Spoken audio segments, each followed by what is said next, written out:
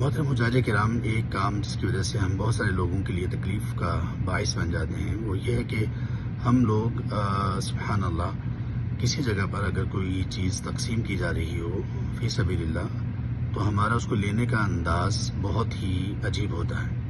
اسے لینے میں یقیناً کوئی حرج نہیں، لیکن اسے لینے کا انداز انتہائی شائستہ ہونا چاہیے اگر کوئی لینا چاہتا ہے۔ اس پر ٹوٹ پڑنا اور دوسروں کو تکلیف دینا، دھکم پیل کرنا اور اس طرح سے سبحان اللہ باور کروانا کہ گویا اگر یہ چیز مجھے نہ ملی تو میرے حج بنانے کا فائدہ ہی نہیں ہوگا، یہ تمام کی تمام چیزیں بہت ہی زیادہ بے ادبی اور حرم اور حجاج کی گستاخی پر مشتمل ہیں۔